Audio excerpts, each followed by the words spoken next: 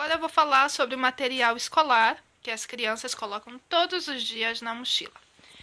Esses dois livros, no caso esse daqui é de matemática e esse daqui da gramática japonesa, esses dois são da primeira série do meu filho. Agora ele está cursando a segunda série. E, no caso, são livros bem coloridos. Dentro também tem várias ilustrações. Podem ver como é da primeira série. Eles estão ensinando a contar, aprender os números. E é todo assim. E as crianças todos os dias têm aula de matemática e de japonês. No caso, o japonês é um pouco mais demorado por conta dos kanjis. Esse daqui é a gramática japonesa da primeira série. No caso, esse daqui tem bastante leitura para as crianças poderem aprender. No caso desse em específico, como as crianças ainda não sabem kanji, então elas começam aprendendo hiragana, que é esse ideograma, e depois eles aprendem katakana, e no final do ano letivo da primeira série, eles começam do meio para o final, eles começam a aprender os primeiros kanjis. Por ano vão aumentando. Na primeira série são uma média de 50, na segunda já aumenta para 150, na terceira uma média de 200. Coitada das crianças. E aqui podem ver que já começam aqui os primeiros caracteres. Esse daqui é dinheiro, esse daqui é ano, né? E aos poucos, dentro da própria gramática, do próprio texto, vão surgindo aqui alguns kanjis. Então, todo dia eles têm que estar levando pelo menos esses dois livros. Além disso, tem o caderno de japonês. Aqui está escrito Kokugo, que é a língua do país. E o curioso desse livro, como é japonês, né? Então, eles estão divididos nesses quadradinhos. Cada quadradinho entra uma letra, né? E assim eles vão formando palavras, vão formando frases e vão estudando dessa forma. Da mesma forma, o kanji tem os quadrados maiores, o caderno para treino de kanji, e eles vão escrevendo e aprendendo os kanjis usando esse tipo de caderno. Esse daqui, no caso, é o caderno de matemática do meu filho da segunda série. Daí eles vão, todos os dias a professora vai passando matérias, eles vão escrevendo e anotando tudo dessa forma. Daí já na segunda série eles já passam a escrever um pouco mais, anotar um pouco mais. A professora escreve no quadro e eles vão passando aqui para o caderno, né? Tá escrito aqui Sansu, que é matemática em japonês. Além disso, um outro diferencial, talvez do Brasil, é isso daqui. É o livro de recados. Tanto os pais, como os pais não vão deixar as crianças na escola, uma ou duas vezes no ano tem reunião entre pais e mestres, mas esse daqui é um caderno de recados, onde os pais podem escrever alguma coisa perguntando sobre o desempenho do filho na escola, ou então informando que hoje ele não vai à escola, etc. E também é usado de forma contrária, onde a criança escreve aqui quais são as matérias do dia seguinte. Daqui a letra do meu filho. E ele está escrevendo aqui o que todos os dias ele vai estar precisando levar para a escola e qual exercício de casa, etc.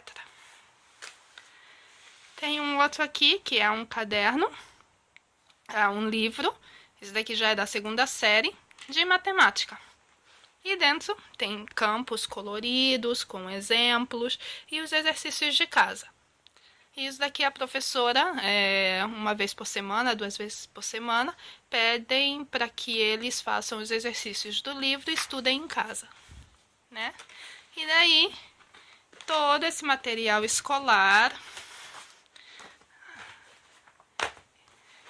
isso daqui, mais o estojo. O estojo tem um formato diferente, para quem não conhece, esse daqui é o estojo obrigatório, tem que ser sempre nas cores neutras, não podem ter desenhos no estojo. Abrindo, esse daqui do meu filho é bem simples, é só um compartimento onde coloca os lápis, a régua, a borracha. E todo esse material a gente coloca aqui dentro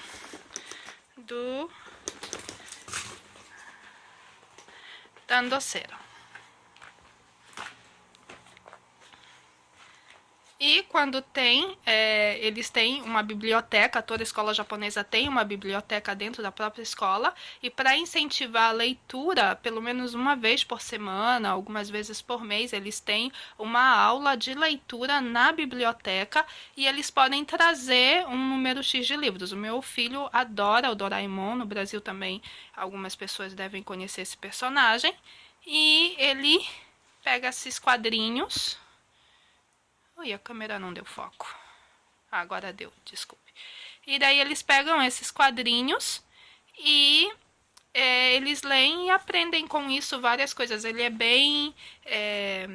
todos os livros que estão dispostos na própria escola, eles são bem instrutivos. Por exemplo, aqui está falando sobre o Peru, olha só. Então, eles vão aprendendo também história, geografia, física, vários assuntos são abordados nessas historinhas em quadrinhos.